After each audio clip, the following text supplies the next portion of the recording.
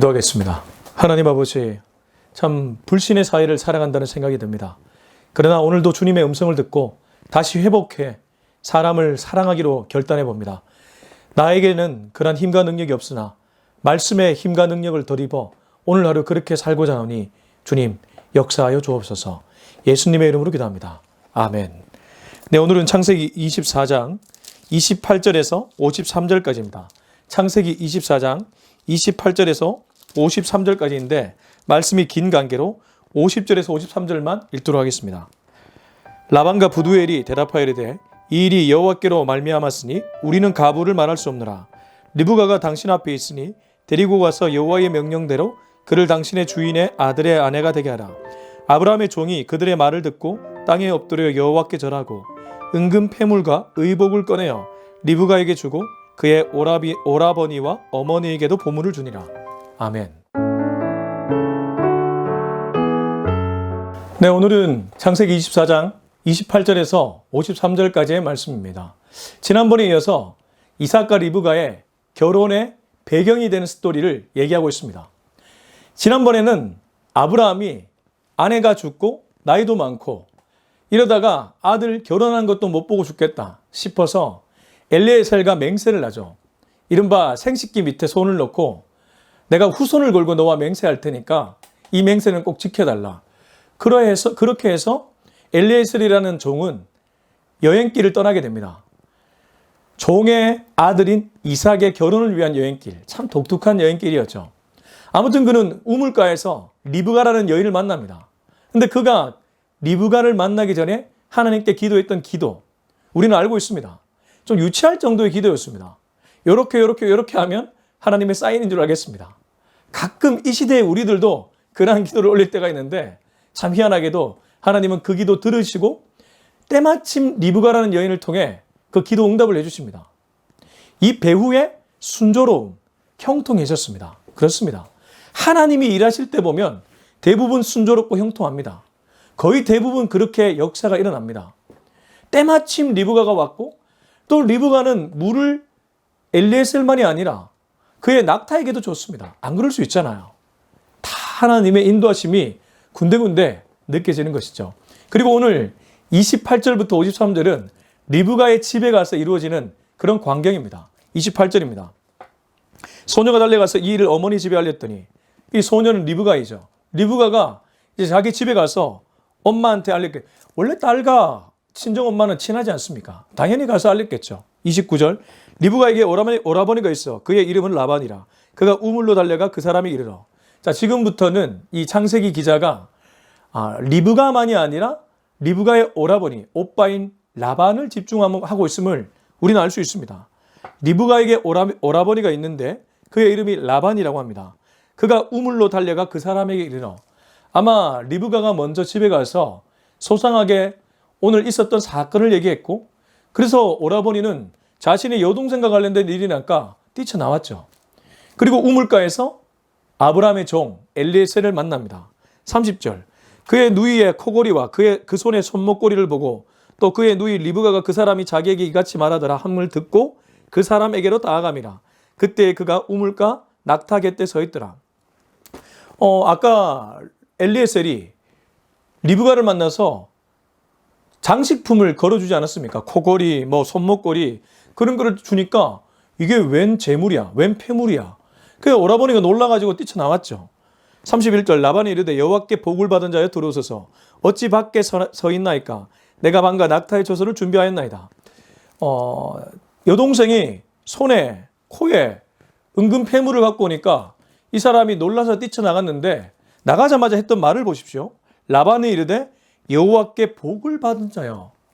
그가 어떻게 복을 받은 것을 알고 이렇게 얘기하고 있을까요? 이건 다분히 물질적 세계관이라고도 볼 수 있습니다. 아마도 동생을 보면서 이 사람이 꽤나 부유한 사람이구나 이런 직감을 했던 것 같고 그러니까 그 당시에 뭐가 있었겠습니까? 자녀 많이 낳고 가축 많이 데리고 있고 또 은근 폐물 많이 갖고 있으면 부자라고 불렸지 않겠습니까? 여호와께 복 받은 사람이라는 생각이 들었지 않겠습니까? 그래서 자연스럽게 여호와께 복을 받은 자여 들어오소서. 어찌 밖에 서 있나이까? 내가 방과 낙타의 처소를 준비하였나이다. 굉장히 선심 쓰고 있죠. 지금도 외부에서 손님이 오면 굉장히 이렇게 환대하는 그러한 문화들이 우리 주변에 종종 있습니다. 우리 멀리 볼 것도 없이 우리 부모님들도 그렇지 않습니까? 우리 자녀들과 있을 때는 막 화를 내다가도 외부에 전화가 걸려오거나 아니면 손님이 찾아오면 얼굴이 싹 바뀌잖아요. 아무튼 이 라반이라는 인물 참 재미있는 인물입니다. 가서 환대를 합니다. 방과 낙타 준비되어 있습니까? 어서 들어오소서. 물론 당시 고대 근동 문화에서 외국인이나 나그네나 객에 대한 이 보호의식이 강했습니다. 지난번에 롯도 두 천사가 왔을 때에 자신의 집에 들여보내놓고 식탁을 베풀고 그리고 사람들이 쫓아와서 그를 막 성관계를 맺으려고 할 때 딸을 내어줄 정도로 보호하지 않았습니까? 라반도 크게 다르지 않았던 것이죠. 32절 그 사람이 그 집으로 들어가매 라반이 낙타의 짐을 부리고 집과 사료를 낙타에게 주고 그 사람의 발과 그의 동행자들의 발 씻을 물을 주고 라반이 극진하게 대하고 있음을 어렵지 않게 볼 수 있습니다. 그 사람 이 엘리에셀이 들어가니까 라반이 낙타의 짐을 풀고 집과 사료를 낙타에게 주고 낙타가 먹을 양식도 주죠. 그리고 먼지를 많이 밟고 다녔으니까 샌들 문화니까 발 씻을 물을 줬다는 거죠. 그만이 아니라 그의 동행자들까지요. 굉장히 극진하게 대접하고 있습니다. 아마 동생의 그 모습을 보고 동생의 얘기를 듣고 이 사람에게 좀 잘 대해줘야 되겠다 이런 생각이 있었겠죠. 그리고 당시 문화이기도 했고요. 아무튼 라반은 나름 예의 범절을 갖췄습니다. 33절 그 앞에 음식을 베푸니 그 사람이 이르되 내가 내 일을 진술하기 전에는 먹지 아니하겠나이다. 라반이 이르되 말하소서. 저는 이 33절이 오늘 본문에서 좀 눈여겨볼 구절이라고 생각합니다. 왜냐하면 이렇게 극진한 대접을 받으면 이것에 취해서 그냥 바로 음식을 먹을 수도 있는데 엘리에셀이라는 이 종은 자신이 이 자리에 왜 있는지를 분명하게 알고 있었습니다. 그래서 놓치지 않았다는 것이죠. 한 번 더 읽어보면 그 앞에 음식을 베푸니 그 사람이 이르되 내가 내 일을 진술하기 전에는 먹지 아니하겠나이다. 라반이 이르되 말하소서. 사실 음식 좀 들어가야지 대화가 잘 풀리는 것 아닙니까? 근데 이 엘리에셀이라는 종은 음식을 먹기 전에 먼저 용건을 말하겠다 이렇게 얘기하는 거예요. 아마 이게 눈매나 이런 것들도 굉장히 비장했겠죠. 음식을 앞에 두었지만 뭔가 할 얘기가 있다는 듯이 라반을 쳐다보고 내가 내 일을 말하기 전에는 먹지 않겠다. 전 이거 보면서 과연 이 시대에도 이런 인물이 있을까? 지금 자신의 주인 아브라함의 아들 이삭의 배우자를 배웅하러 중간에 중매 비슷하게 하기 위해 여기 왔습니다. 솔직히 말해 자기 일은 아니잖아요. 엘리에셀 입장에서는 자기와 직접적으로 관련된 일은 아닙니다. 물론 아브라함의 종이니까 아브라함의 일이 내 일이니까 그 일에 최선을 다한다고는 볼 수 있지만 아브라함의 아들이지 내 아들 아니잖아요. 그러니까 엘리에셀이 얼마나 자신의 일에 대한 사명감, 기본적인 그런 사명감을 갖고 있었는지 엿볼 수 있는 대목입니다. 하나님이 일을 하실 때 보면 그 일이 되게끔 하려면 사람들을 이렇게 세워서라도 만들어 가시더라고요. 종이라는 것은 사실 부리는 인물들 아닙니까? 아브라함 입장에서는 이 종 그러면 신뢰도 했겠지만 자기가 부리는 인물이었습니다. 지금과는 달리 노예 문화가, 종 문화가 일상다반사였기 때문에 아브라함을 우리가 비난할 수는 없습니다. 그러나 엘리에셀은 이 종이 흐트러짐 없이 자신의 일에 최선을 다하고 있다는 점, 자신이 지금 왜 여기까지 와 있냐 이것을 지각하고 있다는 것이죠. 그래서 진수성찬이 마련되었지만 그것에 눈이 팔려 자신이 해야 될 일을 잊지 않았다는 것. 우리 이것을 좀 기억할 필요가 있습니다. 우리가 이 세상 풍조에 휩쓸려다 가다 보면 내가 누구인지, 내가 무슨 일을 해야 되는지, 내가 지금 타이밍에 어떤 일을 해야 되는지 깜빡깜빡할 때가 많습니다. 저도 그래서 이 노트 테이킹을 하는 좀 습관이 있거든요. 아마도 많은 분들이 그렇게 하실 겁니다. 그렇게 하지 않으면 지금 그 일을 하지 않으면 흘려가 버리더라고요. 그러면 누군가가 나로 인해 피해를 입거나 내가 해야 될 일을 그 사람이 해야 될 수도 있겠죠. 엘리에셀은 자신이 여기에 왜 있는지 분명하게 자각하고 있었습니다. 34절 그가 이르되 나는 아브라함의 종이니이다. 그는 자기의 신분을 밝힙니다. 아브라함의 종입니다. 35절 여호와께서 나의 주인에게 크게 복을 주시어 창성하게 하시되 소와 양과 은금과 종들과 낙타와 나귀를 그에게 주셨고 나의 주인의 아내 사라가 노년에 나의 주인에게 아들을 낳음에 주인이 그의 모든 소유를 그 아들에게 주었나이다.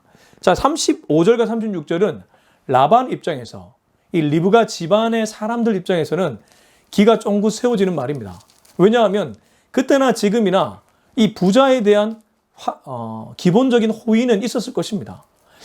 물론 더 품이 있거나 더 품격이 있는 사람들은 그 사람이 가진 소유보다 그 사람의 됨됨이나 그 사람의 인격이나 그 사람의 가치관을 먼저 보겠지만 우선 눈에 들어오는 것은 외모와 소유 아니겠습니까? 지금 엘리에셀이 뭐라고 얘기하고 있습니까? 여호와께서 나의 주인 아브라함에게 큰 복을 주셨다. 그래서 그는 아주 창성하게 되었다. 거부라는 것이죠.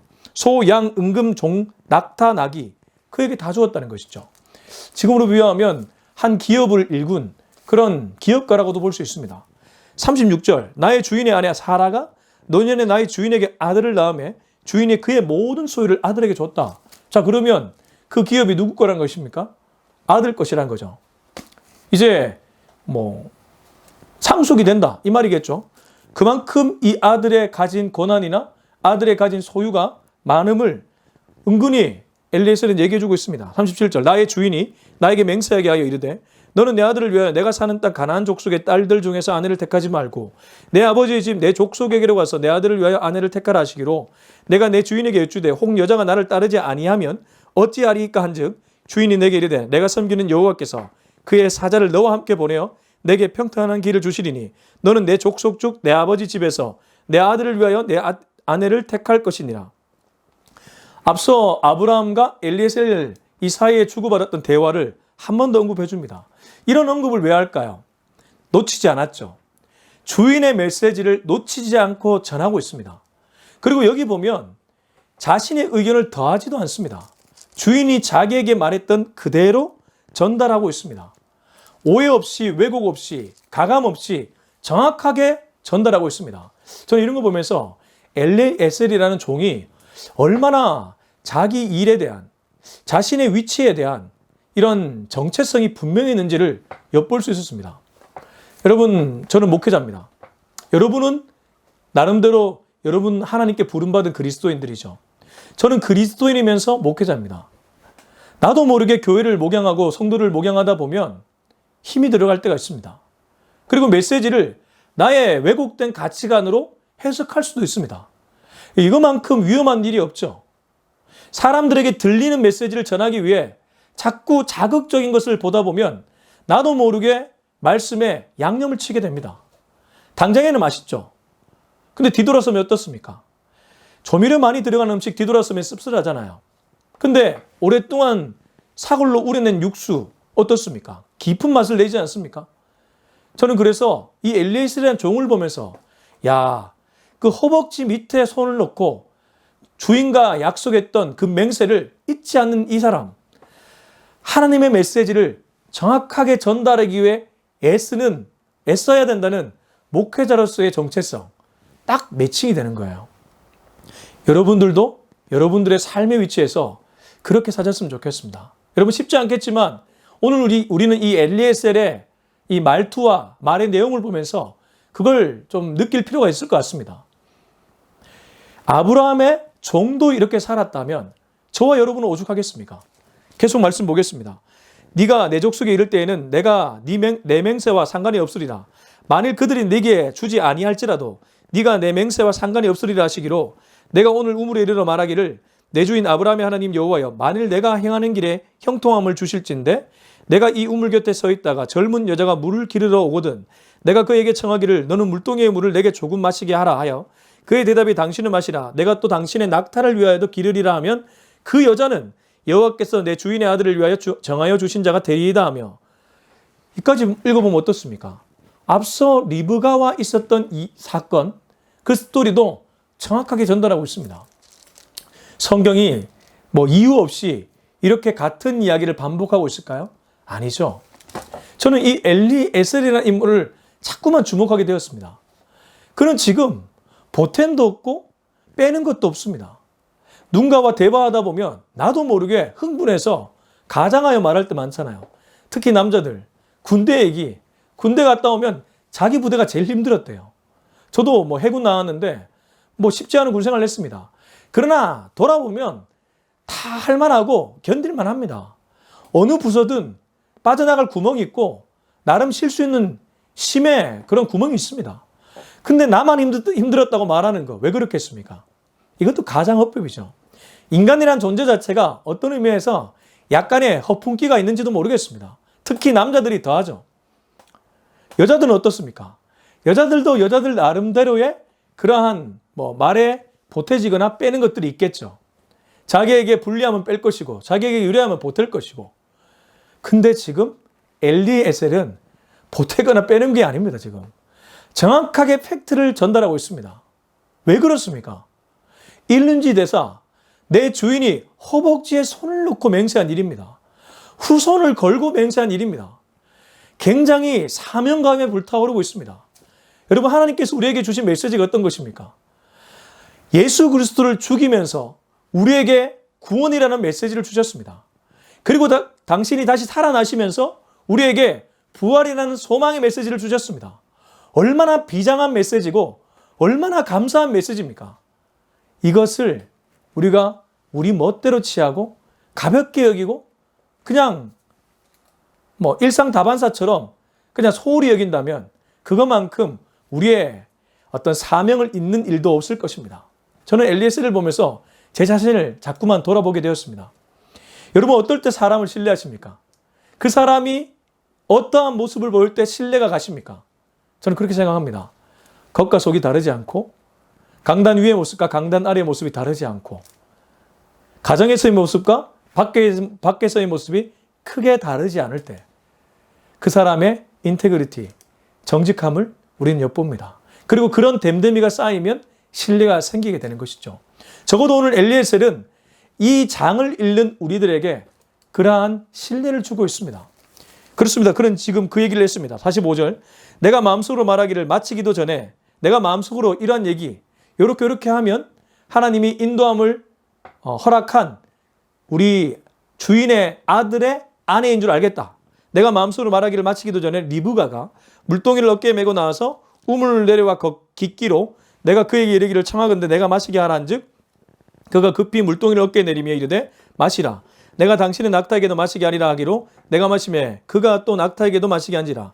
내가 그에게 묻기를 내가 네 딸이냐 한즉 이르되 밀가가 나홀에게서 낳은 부두엘의 딸이라 하기로 내가 고거를 그 코에 깨고 손목고리를 그 손에 끼우고 내 주인 아브라함의 하나님 여호와께서 나를 바른 길로 인도하사 나의 주인의 동생의 딸을 그의 아들을 위하여 택하게 하셨으므로 내가 머리를 숙여 그에게 경배하고 찬송하였나이다.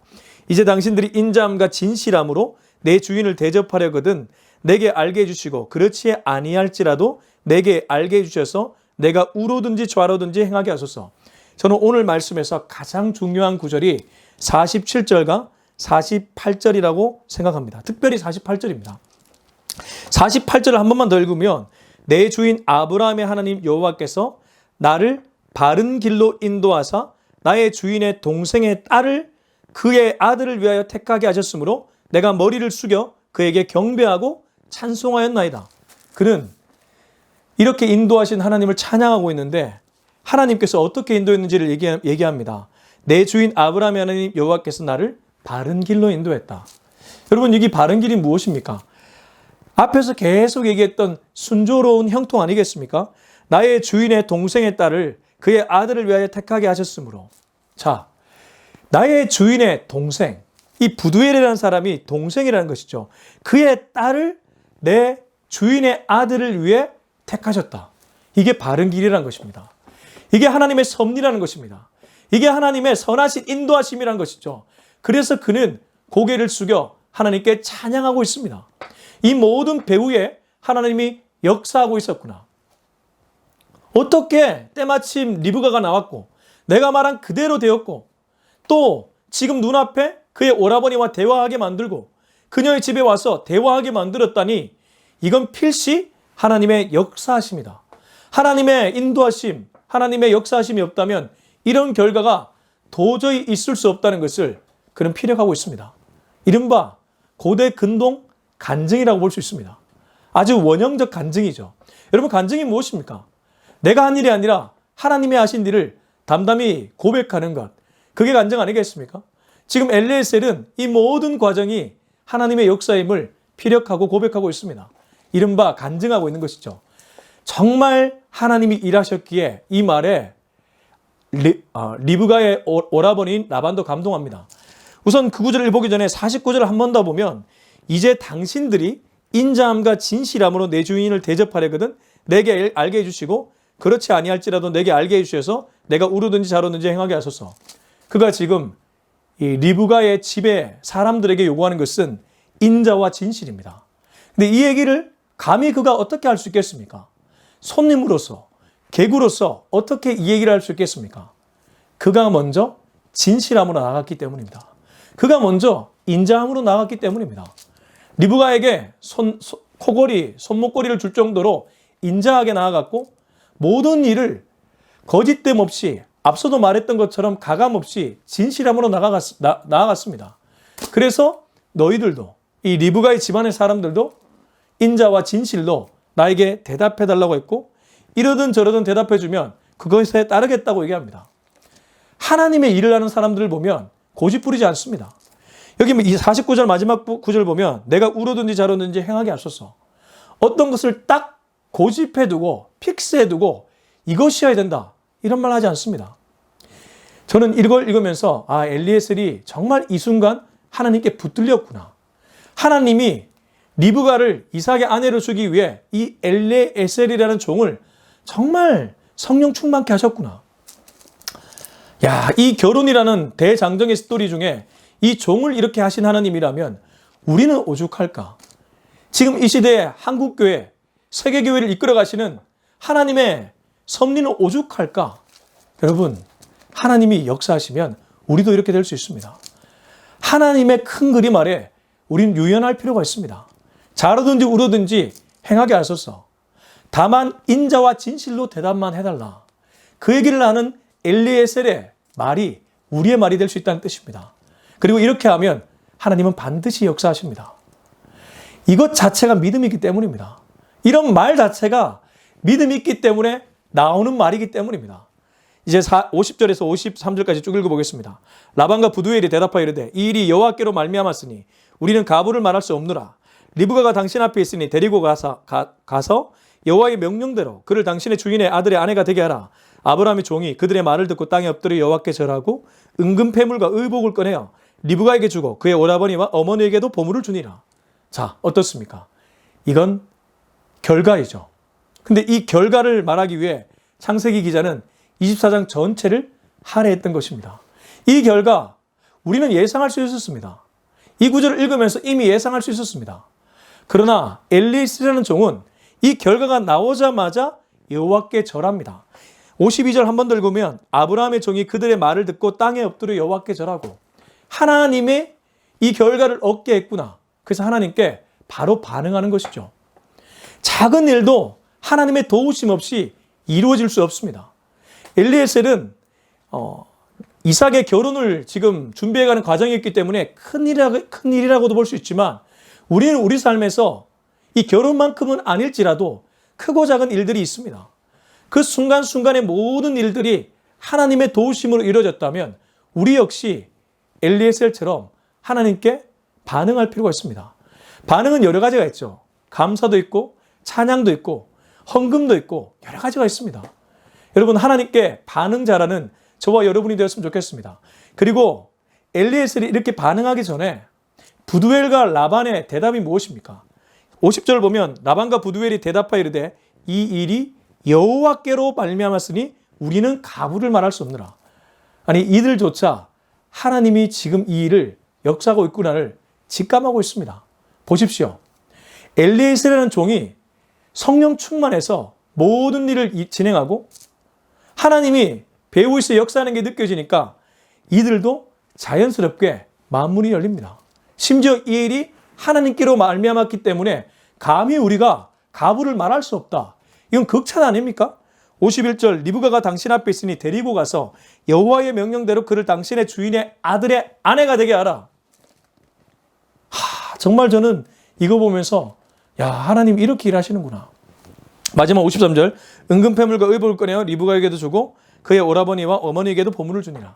그는 끝까지 하나님만이 아니라 이웃을 향한 그리고 이 해당 당사자들에 대한 예의 범절을 놓치지 않습니다.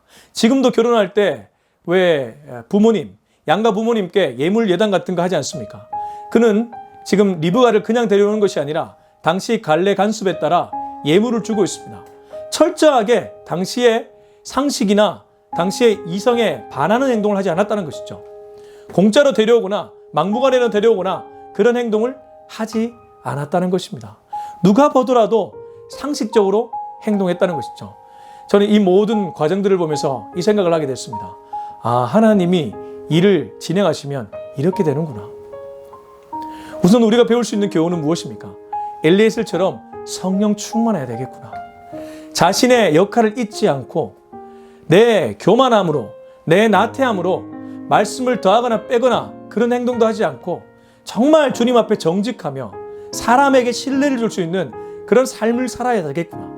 이러한 생각을 할 수 있고 동시에 배후에서 역사하는 하나님의 섭리, 하나님의 큰 역사 이런 것들을 보면서 살아야 되겠구나. 그렇기 때문에 유연하게 반응해야 되겠구나. 이러한 결론을 내릴 수 있습니다. 여러분 요즘 무슨 일 때문에 고민하고 계십니까? 오늘 이 말씀이 여러분에게 답이 되었으면 좋겠습니다. 여러분 하나님 앞에서 자든 우든 하나님께 맡겨드리면 하나님이 일하십니다. 우리가 구할 것은 성령 충만함입니다. 하나님의 말씀에 반응하는 일입니다. 하나님의 작은 사인에도 반응하는 일입니다. 그 반응이 모이고 모여 하나님은 당신의 놀라운 섭리를 우리의 인생을 통해 써내려 가실 것입니다. 그 일에 모두 쓰임받을 수 있기를 예수님의 이름으로 축원합니다. 기도하겠습니다. 이 시간 기도할 때 이렇게 기도했으면 좋겠습니다. 주님, 나도 모르는 사이에 하나님의 그림보다 내 그림이 더 견고하고 내 그림이 더 중요하다는 생각을 할 때가 있습니다. 주여 꺾어 주시옵소서. 오늘 엘리에셀을 보면서 철저하게 하나님 의존적인 생각을 하고 있음을 보게 됩니다. 나도 그렇게 살게 하여 주시옵소서. 우리 이 기도 제목 가지고 주님 이름 한번 찾고 기도하도록 하겠습니다. 주여! 아버지 하나님 감사합니다. 오늘 이 메시지는 날 향한 주님의 메시지입니다. 나도 모르는 사이에 내가 원하는 그림, 내가 원하는 계획이 너무 중요했습니다. 그러나 엘리에셀을 보니까 그것이 아니었습니다. 주님, 그는 인자와 진실로 살아갔기 때문에 성령 충만함으로 나가기 때문에 그 결과가 자든지 우든지 그냥 따라가기를 원했습니다. 그건 소극적인 반응이 아니었고 도리어 신앙의 반응이었습니다. 내가 정말 신앙인이라면 내 그림이 아니라 하나님의 큰 그림에 쓰임받는 인생이 되어야 될 줄 믿습니다. 하나님 아버지, 이 땅을 살아가면서 나도 모르는 사이에 고집이 세지고 완강해질 때가 있는데 다 꺾게 하여 주시옵소서. 유연하게 주님 말씀하시면 나아가는 인생 되게 하시고 주님 살아가면 서는 인생 되게 하여 주시옵소서. 이제는 우리 주 예수 그리스도의 은혜와 하나님의 다함없는 사랑하심과 성령의 위로하심, 교통하심, 교제하심이 오늘 이 메시지를 듣고 평생토록 유연하게 주님 말씀 한 구절의 말씀이라도 반응하며 살기로 다짐하는 우리 모두의 머리 위에 지금부터 영원토록 함께하기를 간절히 축원하옵나이다. 아멘.